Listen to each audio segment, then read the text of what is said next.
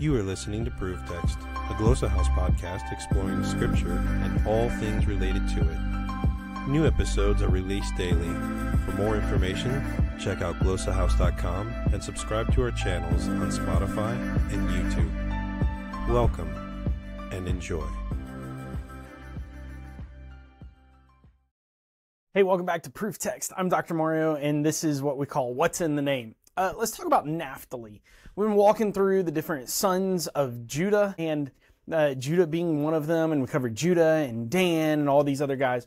As you get further down in the list of the sons of the 12 tribes, you start running into weird names and names of characters that, well, we kind of sort of don't remember and we don't think about because they're not mentioned that often, or at least they're not mentioned within significant stories. So let's talk about Naphtali.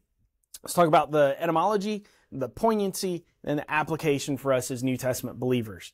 Naphtali, his name etymologically means to wrestle, naphtal in Hebrew, to wrestle or maybe to struggle.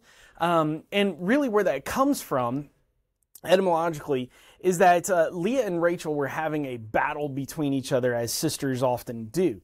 Well, what happened is that basically Rachel had quit conceiving, had quit bearing children, and she wanted to one-up Leah still. And so what she ended up doing was she goes to Jacob, and she says, Jacob, take my servant Bilhah and sleep with her and conceive a child through her or with her, and that child will be my child via Bilhah. And in fact, that is exactly what happens. And she conceives two, Dan and Naphtali. Naphtali is born, and again, the etymology of his name is to wrestle or to struggle. And we see in Genesis 30, verse 8, Rachel says, I have had a great struggle with my sister, and I have won. And so she named the son Naphtali. Boy, you thought that you were petty with your siblings. That is really petty, at least in my opinion. But in the ancient world, having children was of the utmost importance. I mean, the more kids you have, the more likely your family is to survive.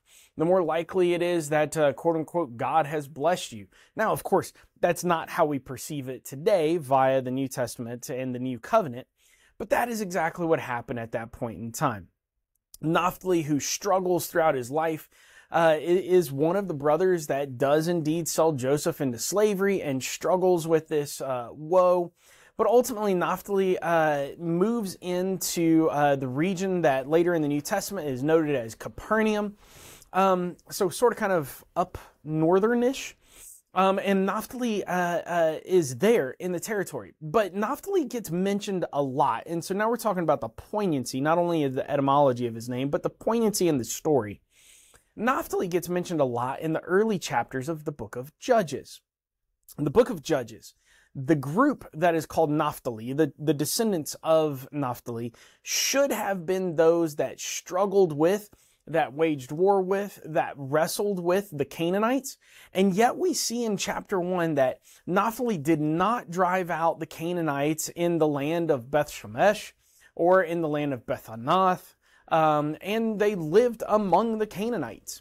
And as if you happen to know the breakdown of the book of Judges, they live with, they live under, they live like. That's how I teach it to my students. And we see in this text that one of the groups that precipitates, that begins this cycle of the living with, living under, living like, it is indeed Naphtali. Naphtali should have wrestled with. Naphtali should have won. Naphtali should have been victorious, just like Rachel was against Leah. But nevertheless, Naphtali does not.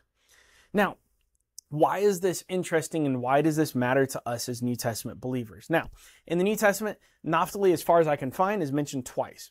One, in relation to Capernaum, there in chapter 4, that Capernaum is near the land of Zebulun and Naphtali. Then number 2, the tribe, is mentioned in Revelation chapter 7 as being one of the tribes of the end times. Your view apply here. So only twice. So what do we have to do in order to figure out Naphtali's application for us as New Testament believers? Well, we have to look to the etymology of the name Naphtali, to wrestle with or to struggle with. And where does that come to play? Well, it comes to play in Ephesians chapter 6, verse 12. The Apostle Paul in Ephesians 6:12, I'll read it for you right here. For we do not wrestle against flesh and blood, but against principalities, powers, and against rulers of darkness of this age, against spiritual hosts of wickedness in the heavenly places. Now, you notice within there, it starts out wrestle. I'm definitely making a leap because the New Testament is written in Greek, koine, not in Old Testament Hebrew, such as Naphtali. But nevertheless, we can look at it and say, we as New Testament believers should be those that wrestle. We should wrestle, not necessarily against flesh and blood, but we should wrestle against principalities and powers and rulers of darkness. If we do not, as I tell my students, want to be like the Israelites in the book of Judges, we should wrestle with, we should struggle against, and we should take over, well, the Canaanites, spiritually speaking. And in this instance, as the Apostle Paul puts it, that is the spiritual heavenly principalities and powers and things of that sort.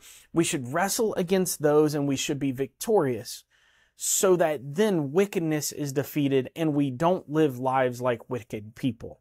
Now, why then do I think, as a pastor for a long time and now a professor, why do I think that parishioners are struggling against evil in their lives? Well, it's because they're not struggling. They're letting the darkness win. So this is the name of Naphtali, and I think if we were to apply it to our lives, if we are the children of Israel, we should wrestle against spiritual things and not let them become victorious over us, like Naphtali did. And as a result, well, we might be dying. Well, let's quote Robert Murray McShaney, or is it John Owen, or whoever said it first: be killing sin, or it will be killing you. And that's Naphtali applied to the Christian life. I hope this helps you out with understanding Naphtali and all of the different mentions of him, even though he doesn't have much application in many of the stories. His name does apply to us as believers. Go read the story of Naphtali and go read the early parts of Judges and think through that and the implication of who is he and how we should be victorious over these things. I'll see you in the next video. Bye now.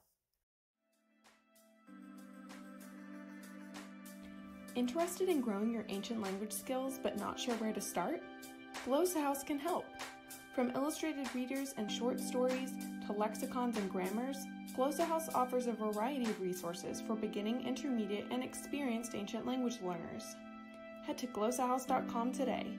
Glossa House, language resources for the global community.